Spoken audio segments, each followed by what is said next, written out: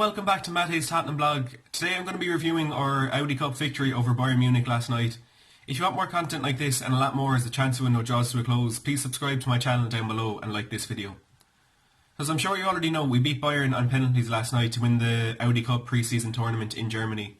And it is only a pre-season tournament, but you've gone out and beaten someone like Real Madrid and Bayern Munich, so it is something to supposed to be a bit proud of and not to just completely ignore.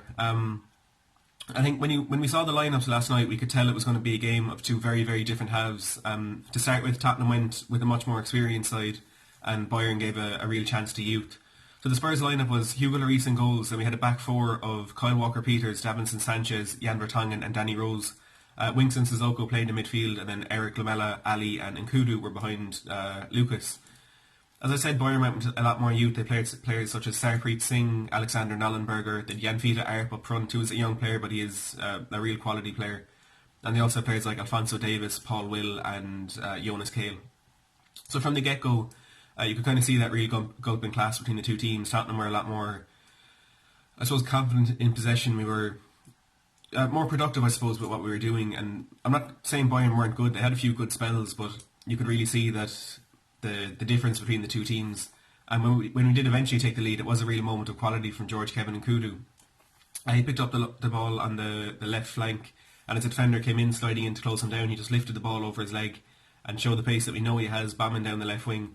And he put in a fantastic cross, a low cross back to the back post, and Lamela just came sliding in. It was an easy tap in for him. But it was a real moment of quality from Nkudu, and something that we haven't really seen much from him since he came in since we signed him a few years ago. And look, he was supposed to be part of that deal to bring Sessegnon to the club. He's supposed to be going to Fulham. It looks like he may be the reason that didn't go through. But, if he keeps up this form, I know it was only one half of a pre-season game, but there could be a place for him in the team this season. So hopefully he can keep up that form. And I suppose as the first half went on, there was good football being played, but there wasn't much happening, I suppose. And then going into the second half, there weren't many changes at half time. There was 3 or 4 for each team. For us, I suppose, Juan Foyth, Harry Kane, Son.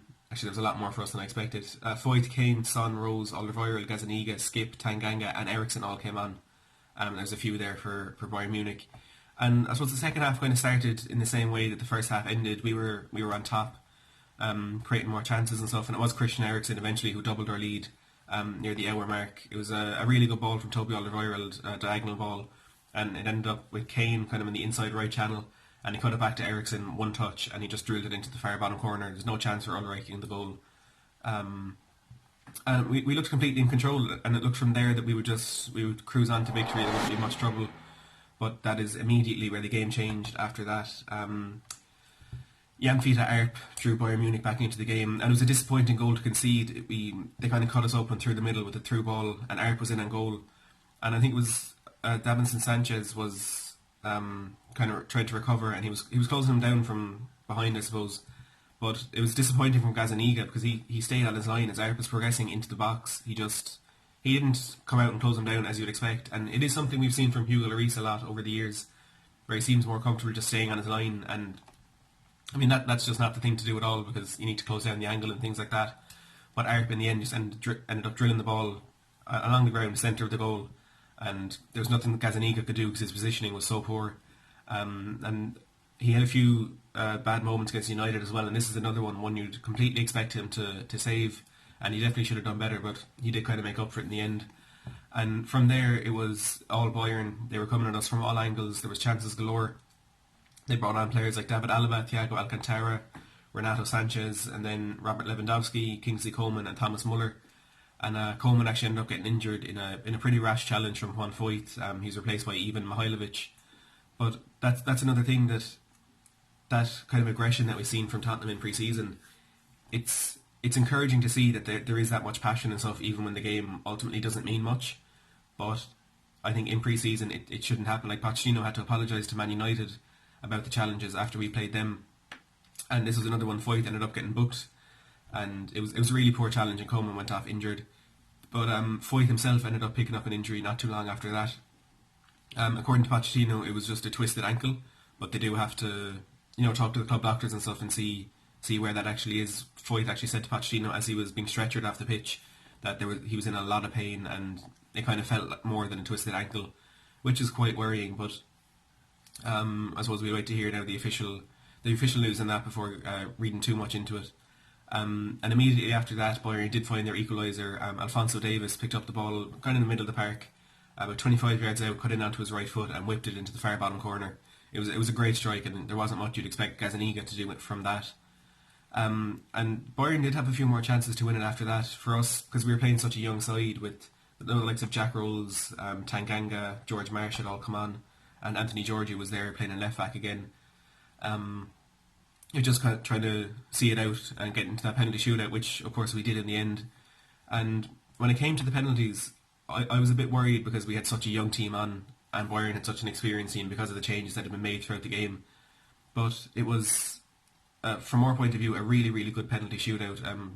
Toby Alderweireld scored a great penalty. Harry Kane, with his trademark penalty into the top left corner, one of the best I've seen, right up in that corner. Players like Jack Rolls, Japhet Tanganga, and Oliver Skip all scored really good penalties, and it was Tanganga who scored the winning penalty in the end. Eriksen did miss his penalty, and he's getting criticised for it a lot because it was straight down the middle. But at the end of the day, like, how often does a keeper stay in the middle? I think the stats are something like 96% of the time a keeper dives either side. So Eriksen putting it down the middle, it was a really comfortable save for Sven Ulreich, but it's not often that a keeper does stay there. So I think we can't criticise Eriksen too much for it. It was only a poor penalty because it was saved. I mean, if that scores, no one's going to mention there was no power and there was no conviction. It's just because it was saved. And Gazzaniga made two saves. Their first penalty, I think, was David Alaba. It was a good save down to his left. And then the penalty that ultimately won it, Robert Lewandowski took it, if I'm not mistaken. And it was a good save from Gazzaniga, high to his right. And it was, I suppose, made up for that mistake he made earlier in the game, and we won the Audi Cup. And look, it is a trophy, but it's a pre-season trophy, and we can't afford to get too excited about it or to get complacent or to celebrate it. And I was a bit annoyed with the posts that some of the players put up on social media, like Lucas Moura and Ndombele saying, "Oh, it's our first trophy with this great club, hopefully there'll be more." I don't think that's something we should be celebrating in any way. It's a pre-season tournament, and sure, we've had a great pre-season. We've beaten teams like Real Madrid, Juventus, Bayern Munich, but I don't think we should be celebrating a pre-season trophy like that. Now, as for the players that didn't play, I was a bit disappointed we didn't get to see Troy Parrott. Had some great performances earlier in the pre-season, and came so close to scoring against Real Madrid when he hit the post. I think he should have just put him in, given him one last chance to get that first goal, but unfortunately he didn't. And Tanguy Ndombele wasn't even in the squad at all. Of course, he played against Real Madrid. He was there. There was no injury, but for some reason he didn't even make the bench, which I'm sure Poch has his reasons, and I doubt we should be concerned, but it was still a bit of a strange one. And we're moving on now to Inter Milan on Sunday at the Tottenham Hotspur Stadium, kicking off at, I think it's 6 minutes past 3, very strange time. But I'm sure we'll see a good proper first team, and maybe there won't be as much use of the youth players there. It'll be a full-on game, just preparing for Aston Villa next Saturday, and I'm really excited for this season. The window hasn't lived up to what we were expecting, but maybe that will change over the next week or so. But look, Inter Milan on Sunday, that's the next thing we need to focus on, and hopefully can go out and get a good win before the season starts. So that's all I have time for this video today. As I said, if you want more content like this, match reviews, transfer talk and interactive live streams, just subscribe to the channel down below, and don't forget to like this video. Thanks for watching.